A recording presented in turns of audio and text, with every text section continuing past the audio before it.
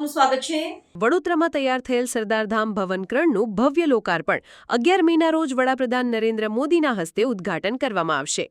વડોદરા ખાતે નિર્માણ પામેલા નવનિર્મિત સરદારધામ ભવન ક્રણનું લોકાર્પણ આગામી 11 મેના રોજ વડાપ્રધાન નરેન્દ્ર મોદીના વરદ હસ્તે કરવામાં આવશે। આ ભવન પાટીદાર સમાજ અને રાજ્યના યુવાનોના વિકાસ માટે એક મહત્વપૂર્ણ સીમાચિહ્ન સાબિત થશે। અહીં લોકાર્પણ, અભિવાદન અને સન્માનનો સમન્વય જોવા મળશે। વડોદરા ખાતે આ સંકુલના લોકાર્પણને લઈ અમદાવાદ સરદારધામ ખાતે પત્રકારોને વિશેષ માહિતી આપવામાં આવી હતી, જેમાં ગોરધનભાઈ ઝડફિયા લોકાર્પણ ઇન્ચાર્જ વડોદરા, ગાગાજી સુતરિયા પ્રમુખ સેવક, દુષ્યંત પટેલ ઉપપ્રમુખ વડોદરા ઝોન અને નટુભાઈ પટેલ ઉપપ્રમુખ ઉપસ્થિત રહ્યા હતા। આ ભવનની વિશેષતાની વાત કરીએ તો તે આશરે 150 કરોડના ખર્ચે તૈયાર થયેલું છે। તેનું કુલ બાંધકામ 4,75,000 સ્ક્વેર ફીટ વિસ્તારમાં ફેલાયેલું છે। ભવનમાં 278 રૂમની આધુનિક વ્યવસ્થા, ટ્રસ્ટીઓ તેમજ એનઆરઆઈ અતિથિઓ માટે અદ્યતન અતિથિ ભવન અને 1000 વ્યક્તિઓની ક્ષમતા ધરાવતો વિશાળ હોલ ઉપલબ્ધ છે, જે ઉચ્ચ અભ્યાસ કરતા વિદ્યાર્થીઓ માટે સુખદરૂપ વ્યવસ્થા કહી શકાય।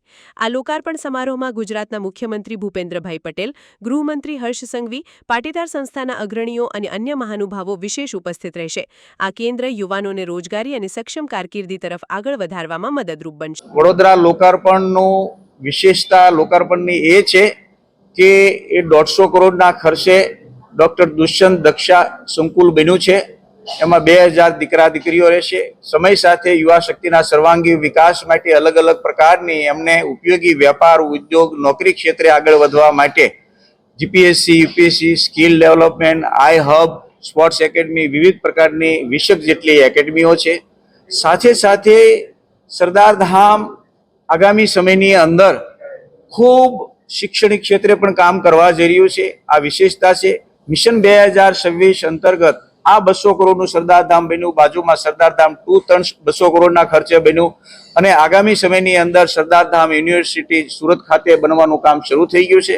રાજકોટ પણ 2000 દીકરા દીકરીઓ માટેનું શૈક્ષણિક સંકુલનું કામ શરૂ થઈ ગયું છે। મહેસાણા ખાતે પણ કામ શરૂ કરવા જઈ રહ્યા છીએ અને અમદાવાદમાં ટૂંક સમયની અંદર જમીન મેળવીને સરદારધામ યુનિવર્સિટીનું નિર્માણ કરવું એ સરદારધામ ટ્રસ્ટનું સપનું છે। અને વિદેશની અંદર સરદારધામ ટ્રસ્ટ પણ રજીસ્ટ્રેશન થઈ ગયું છે। વિદેશમાં વસતા આપણા ગુજરાતી બંધુ ભગીનીઓ અને સમાજના લોકોને ઉપયોગી થવાનો ત્યાં પણ અમારો પ્રયાસ છે। એટલે સરદારધામ વિશ્વ પાટીદાર સમાજ છે। 11 તારીખનો આદરણીય પ્રધાનમંત્રી શ્રી આ 150 કરોડનું જે લોકાર્પણ છે એમના વરદ હસ્તે લોકાર્પણ થઈ રહ્યું છે।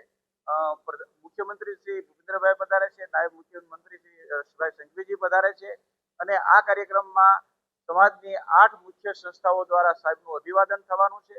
150મી સરદાર વલ્લભભાઈ પટેલની જન્મ જયંતિ અંતર્ગત નરેન્દ્રભાઈ મોદી સાહેબને સરદાર રત્ન એવોર્ડથી અમે નવાજવાના છે।